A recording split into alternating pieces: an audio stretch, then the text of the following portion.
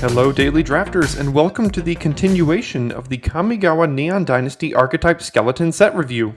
Here at Daily Draft, we do things a little differently when it comes to set review season.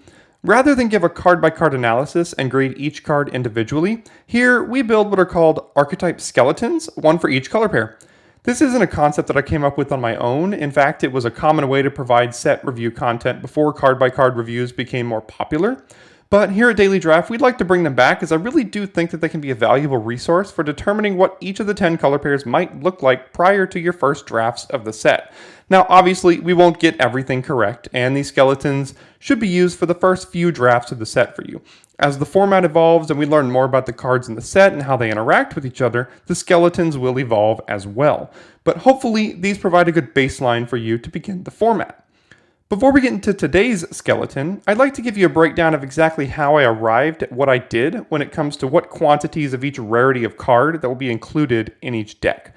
I went ahead and collected data from each of the 46 Crimson Vow drafts on the channel when it comes to how many mythics, rares, uncommons, and commons each deck had, and I took an average for each rarity.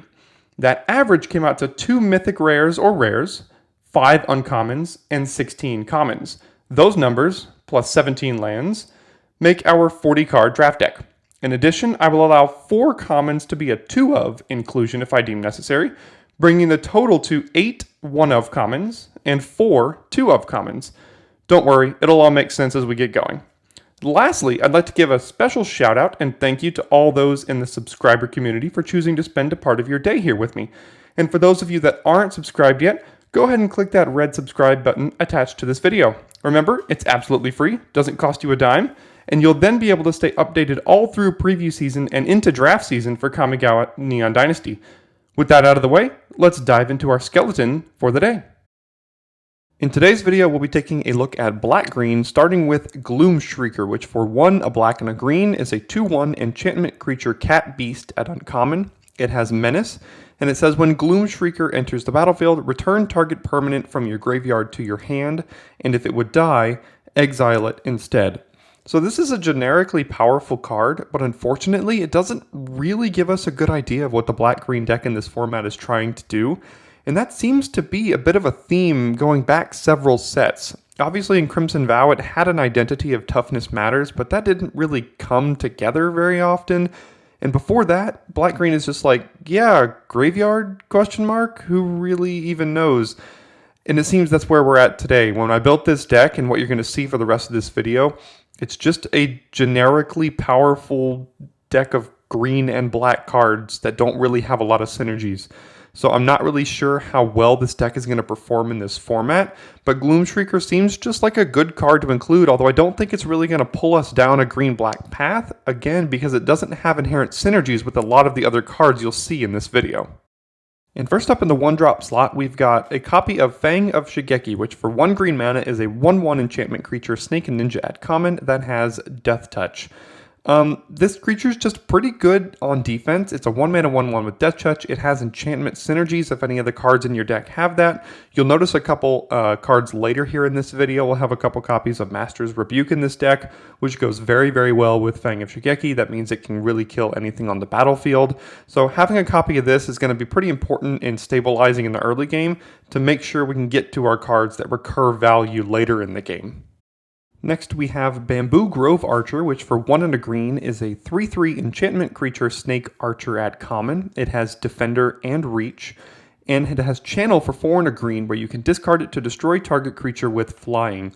I think because the black-green deck is going to be a little bit attrition-based and want to get value out of their creatures, we're going to need a few creatures lower on the curve that'll help us stabilize till we can get to our power, and I think this does a pretty good job at that. Early, it's a 2-mana 3/3 blocker that can even hold down the skies, and later, if you have a problem flying creature that they have on the battlefield that's really hitting you a lot, or has higher toughness than 3 that this couldn't deal with if you were to just play it onto the battlefield, you can channel it to just destroy that creature. So I think this gives us some good modality early in the game. Late in the game helps us stabilize a little bit. So I'm totally fine including a copy of this in most slower black-green decks. Next we've got Jukai Trainee, which for 1 and a green is a 2/2 creature human samurai at common. It says whenever Jukai Trainee blocks or becomes blocked, it gets +1/+1 until end of turn. I wasn't playing in previous Kamigawa blocks, but apparently this is same as the Bushido keyword that used to exist, and this seems to be the only card in the set that has that.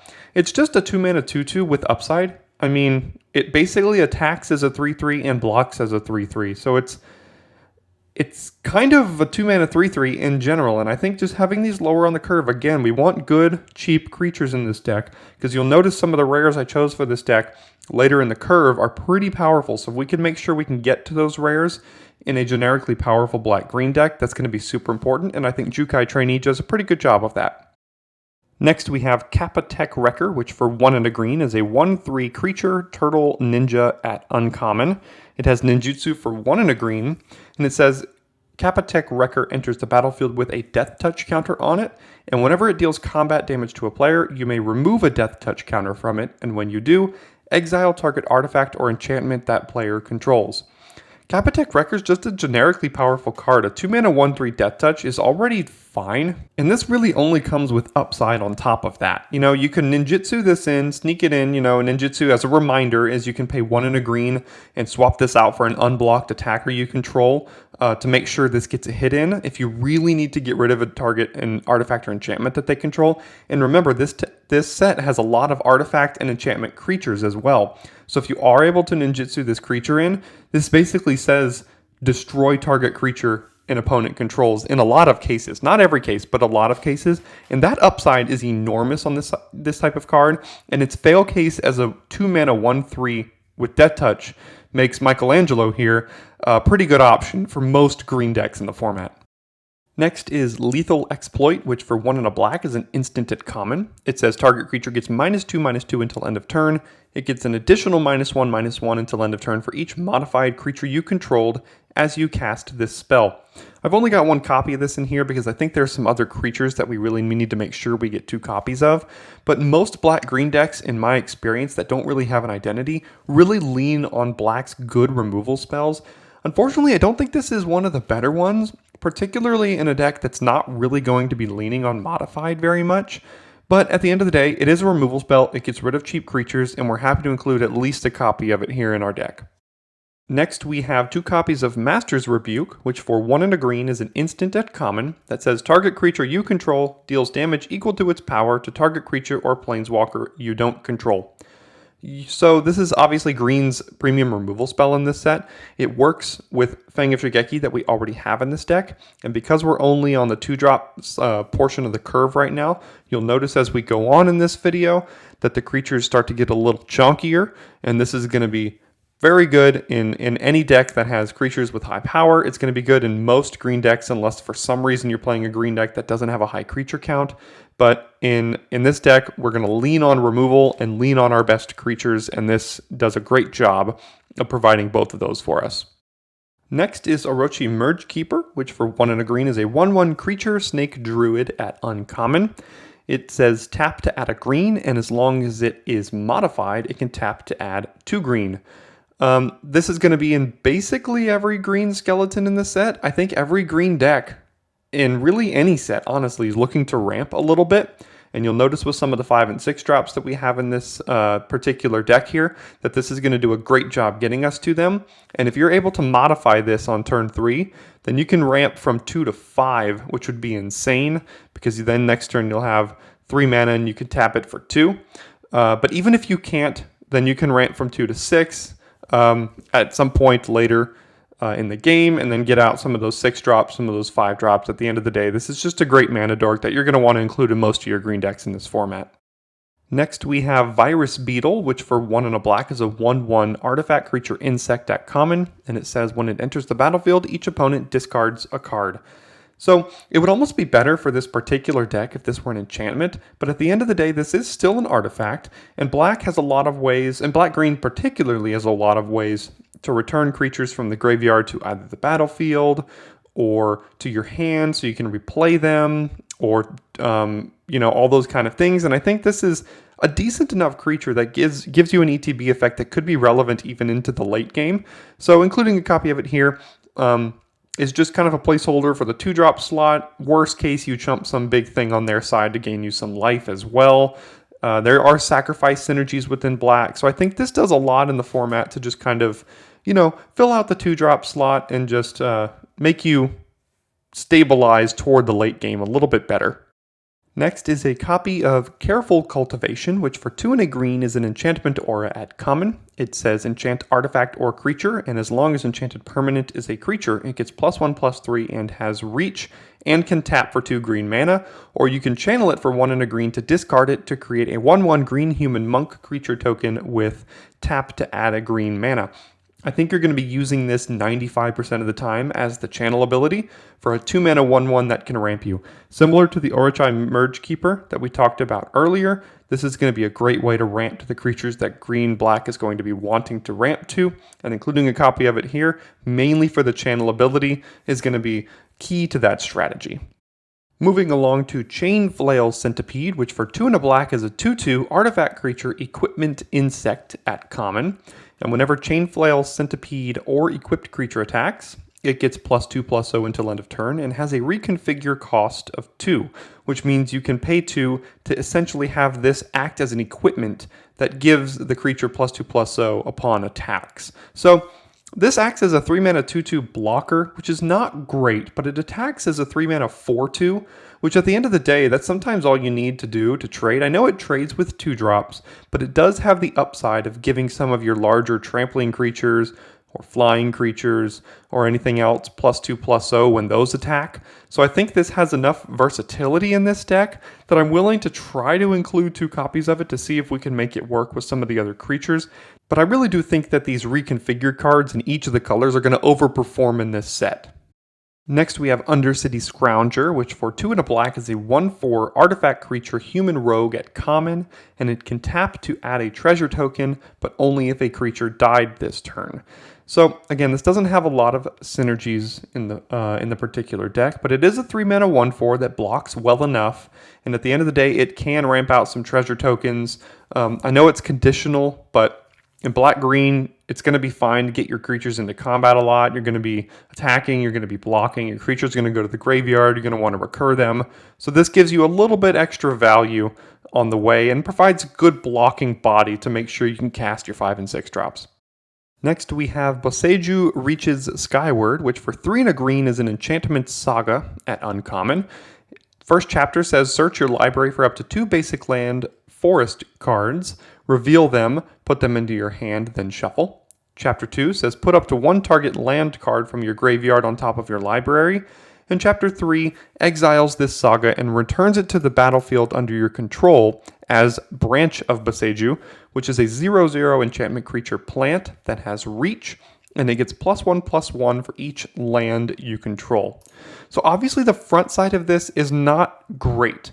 It's 4 mana to search your library for 2 basic forests, put them in your hand. So it basically means you won't miss a land drop for the rest of this game. Chapter 2 is almost actively bad for you. It does say up to 1, so you don't have to actually do Chapter 2. And then eventually this turns into what will be at minimum a 6/6 reach. So it's a 4 mana 6/6 reach that takes a couple turns to get going and ensures you won't miss a land drop until the end of the game, essentially. And if you look at it that way, I think this card's actually pretty good. I know Chapter 2 is very underwhelming, almost nothing in some cases, and Chapter 1 doesn't seem like it does a lot either, but as long as you're stable on the board, this is going to go a long way in providing extra value for you going forward and making sure that in 2 turns you're pretty close to exactly stable as long as they don't kill the backside of this enchantment. Next is Jukai Preserver, which for 3 and a green is a 3/3 enchantment creature human druid at common. And it says when Jukai Preserver enters the battlefield, put a 1/1 counter on target creature you control, and you can channel it for 2 and a green, which means you discard it and put a 1/1 counter on each of up to 2 target creatures you control. I think this is going to be one of, if not best, the best green common in the set, maybe behind Master's Rebuke, depends on exactly how the set shakes out. But essentially, this is a 4 mana 4/4 that is an enchantment for decks that care about that, or it could be a 4 mana 4/3 with or 4 mana 3/3 where you put that counter on maybe a flyer you control. It also has the out of channeling it to put a 1/1 counter on each of up to 2 other target creatures, which could be surprise lethal out of nowhere. This just goes a long way in providing a lot of synergies in the set, and I think it's going to be an inclusion in basically every green deck. You'll be happy to have at least a copy or two of this in most of your green decks in the format. Moving on to Twisted Embrace, which is 2 generic and 2 black mana for an enchantment aura at common. It enchants an artifact or creature you control, and when it enters the battlefield, it destroys a target creature or planeswalker an opponent controls, and as long as enchanted permanent is a creature, it gets +1/+1. So I talked about this one in the blue-black video a little bit. I love the design of this card because it gives you basically what Bleed Dry was in the last set with upside, but also downside in the fact that if you target your creature with this and they kill your creature, you're kind of blown out, but if it does stick and does land, you get what I think is even better than Bleed Dry as a card, because it gives an additional permanent +1/+1 to whatever you put this on.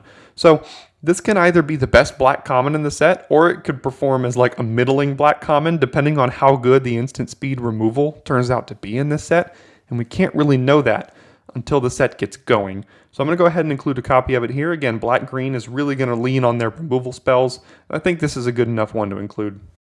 Next is Blossom Prancer, which for 3 and 2 green is a 4/4 creature spirit at uncommon. It has reach, and it says when Blossom Prancer enters the battlefield, look at the top 5 cards of your library.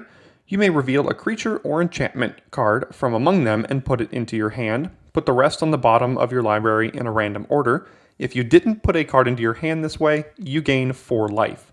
So this is a 5 mana 4/4 reach, which is a decent enough body, helps stabilize you against flyers, and it has upside to draw you a card. And if you really don't need the card, like let's say you're very low on life and you need to make sure you stabilize, you could decline to put a card into your hand and just gain the 4 life.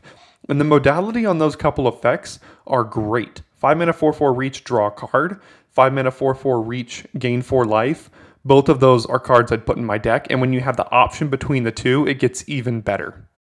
Now, the next 2 cards we'll have will be both of the rare/mythic slots in this deck, and we will start with Junji the Midnight Sky, which for 3 and 2 black is a 5/5 legendary creature dragon spirit at mythic rare. It has flying and menace, and when it dies, you can choose to have either each opponent discard 2 cards and lose 2 life, or you can put target non-dragon creature card from a graveyard onto the battlefield under your control. You lose 2 life. This is just a stone cold bomb. It's a 5 mana 5/5 flying menace, which by itself is kind of insane. And then when it dies, you can get them for 2 cards and lose 2 life, which could be their last 2 life, who even knows. Then, or you can reanimate a creature, and notice it says from a graveyard. It doesn't even have to be yours. If your opponent has a better creature than you in their graveyard, you can put it on the battlefield under your control. It does cost you 2 life, but that's an effect that's basically free if they're able to kill this. So it's just like a 2-for-1, some cases a 3-for-1, a lot of cases it'll run away with the game in itself. And because black-green doesn't have a lot of synergies within itself, these are the cards we're looking for to pull us into black-green. If you can find a card like this, plus maybe one more, and then get past like a big green bomb very similar, then that's where you can find your way into a black-green deck, I think, in this format. You're not going to be doing it for the micro synergies, you're going to be doing it for the raw power at mythic rare, like Junji here. And for our second rare, we have Spring-Leaf Avenger, which for 3 and 2 green is a 6/5 creature insect ninja at rare. It has ninjutsu for 3 and a green, and it says whenever it deals combat damage to a player, return target permanent card from your graveyard to your hand. So again, this is just a 5 mana 6/5. You can sneak it in and hit them, and then recur something from your graveyard. If there is a theme in black-green at all, it's a little bit of graveyard recursion to your hand or the battlefield. This works well with that. It has ninjutsu. You can sneak that first hit in, and at the end of the day, you're left with a 6/5. So if they don't have good blocks on this and you attack again, they're basically going to have to 2-for-1 themselves just to get rid of it by blocking it with, let's say, 2 3/3s or something like that. And at that point, if you did sneak it in, you've gotten at a minimum of 3-for-1 because you got a card back and killed 2 of theirs. So this is just going to be a great card. And again, just like Junji, these are the cards that push you into black-green if you can't find a direction for yourself. And finally, we've got 2 copies of Greater Tanuki Mario. No, I'm kidding. It's just Greater Tanuki. It is 4 and 2 green for a 6/5 enchantment creature dog at common. It has trample. It also has channel for 2 and a green, where you can discard it to search your library for a basic land, put it onto the battlefield tapped, then shuffle. This is the like premier top end that I think green and or green black is going to be able to have access to in this format at common and uncommon. It's a 6 mana 6/5 trample, and it has the out if you don't have 6 mana to just discard it for 3 mana and then ramp yourself up to something else. I know there's a little bit of tension in getting rid of your 6-drop and ramping, but at the end of the day, if you had a card in your deck that was 3 mana to go search your deck for a basic land, put it on the battlefield tapped, then shuffle, it wouldn't quite be good enough, but it would be close, especially if you're trying to do some splashing things. This can also enable splashes in a pinch. So I think this is going to be good enough top end to include 2 copies of in this deck, because it has the out as a 3-drop if you really do need it. I hope this video is helpful in your preparation for Kamigawa Neon Dynasty. Be sure to stick around for the next video in the series, Blue Red, which will be hitting the channel at 3 p.m. Eastern later today. Check out the Neon Dynasty Archetype Skeleton playlist as well to find all of the skeletons in this series in one location. If you enjoyed this content, feel free to give it a like and share it with a friend or two, as there's a decent chance someone else might like it as well. If you're already subscribed to the channel, thanks for being here today, and if you're not, go ahead and click that subscribe button to stay on top of preview season and have access to consistent, high-quality drafts as soon as the set launches on Arena. Looks like that'll do it for this video. I'll see you for the next one.